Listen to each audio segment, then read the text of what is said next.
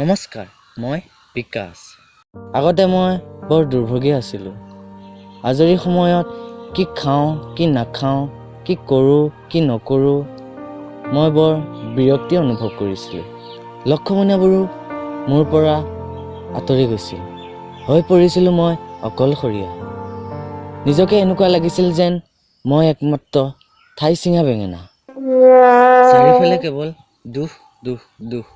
কিন্তু তাৰ পাছতে আহিল মোৰ জীৱনলৈ পাঠশাধা, মোৰ জীৱন লগৰী। বিকাশৰ জীৱনটো ছেটেল হৈ গ'ল। আপুনিও ভাবে নেকি যে আপুনি পাভত গজা? আপোনাৰ বাৰু অনুভৱ হয় নেকি যে আপুনি একমাত্ৰ ঠাই ছিগা বেঙেনা?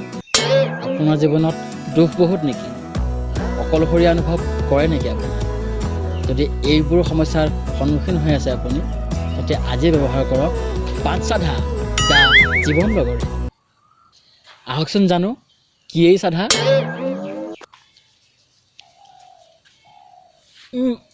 Location change. সাধা এক জীৱন লগৰী। তাৰ সংগী এই চোন। কোটি কোটি কোটি কোটি পাঠশাধাবোৰ লৈ লওক। এয়াই হ'ল সাধাৰ সোৱাদ।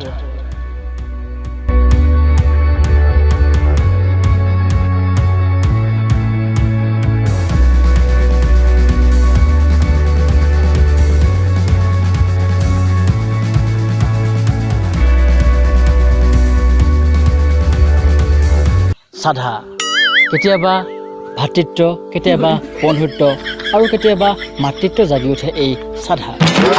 সাধাৰ আচলতে বহুত আছে। পাঠশাধা, ভকত সাধা, ৰাজা সাধা আৰু বান্দৰ সাধা। বান্দৰ সাধা অলপ জনপ্ৰিয়। ধৰি লওক আপুনি অকলশৰে ক'ৰবাত গৈ আছে, লগতে মোহাৰি আছে সাধা। আচ্ছা, মাৰি হ'ল। তাৰপাছত আপোনাৰ অচিনাকি মানুহ এজনক ক'ব, দাদা এশলা পাম নেকি? হৈ গ'ল। আপোনাৰ এনেকুৱা লাগিব যেন সেই কুম্ভ মেলাত হেৰুৱা ভাইটিজনেই নেকি বাৰু।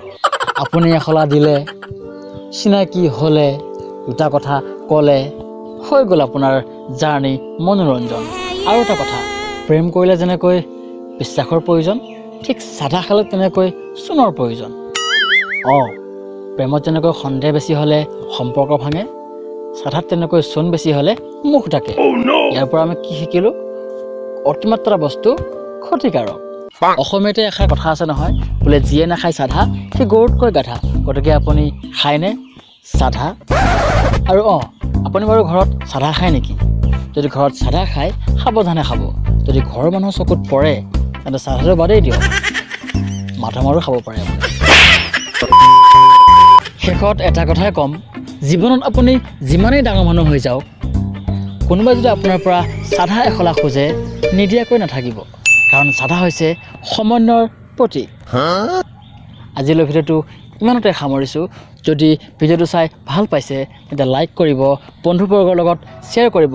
সাধাজনে খায়, সাধাজনে নাখায়। আৰু ভুলতো কিন্তু দেউতাক শ্বেয়াৰ কৰি নিদিব, মাৰ খাব পাৰে। Okay guys, thank you so' much এই ভিডিঅ'টো সম্পূৰ্ণ চোৱাৰ বাবে। আৰু এই ভিডিঅ'টো কোনো চিৰিয়াছলি নল'ব। এই ভিডিঅ'টো কেৱল মনোৰঞ্জনৰ কাৰণে বনোৱা হৈছে। আৰু মদ, ভাং, বিড়ি, সাধা এইবোৰ কোনো সেৱন নকৰিব। এইবোৰ বেয়া বস্তু, এভইড কৰক। ধন্যবাদ।